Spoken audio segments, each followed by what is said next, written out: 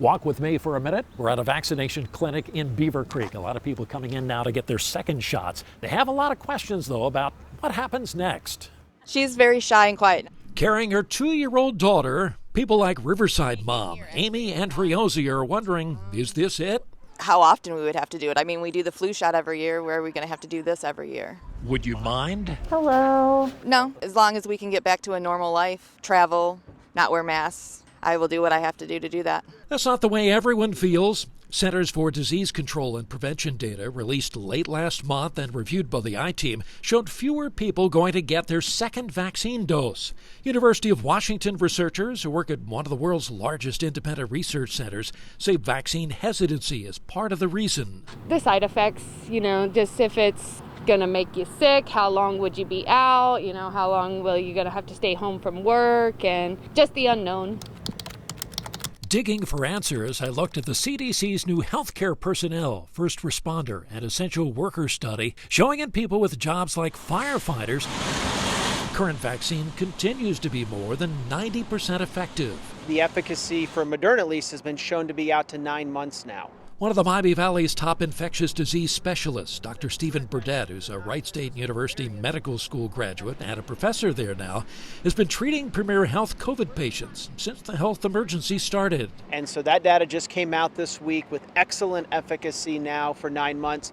I would not expect a lot of difference in terms of Pfizer vaccine. And Dr. Burdett says it looks like sometime after those 9 months end, we'll have to get another shot sometime in the future, although we're covered through the end of the year. Or by this fall, the vaccine will still be effective. So I expect for this year we will not have to redose Pfizer or Moderna COVID vaccines.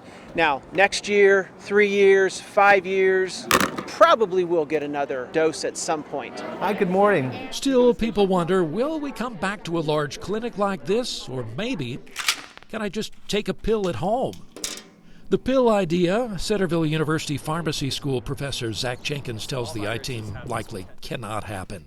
Because the professor, who also practices here at Middletown's Atrium Medical Center, says our digestive system is too tough on vaccines. The acidity there can just destroy a lot of things. And for these vaccines, they're already very fragile as it is. So we have to be careful with how they are administered. Instead, as researchers are now examining how often we'll need a booster shot, Jenkins thinks that potential next round will likely be administered at a local pharmacy.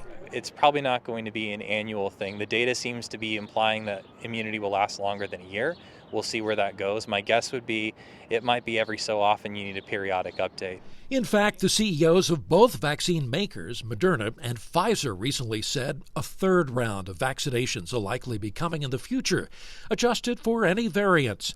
Dr. Burdett told me we should be ready for it. There is no 100% effective vaccine. People will get infected after having been vaccinated, but the numbers are so small that the clinical data and the real-world data have matched up very well.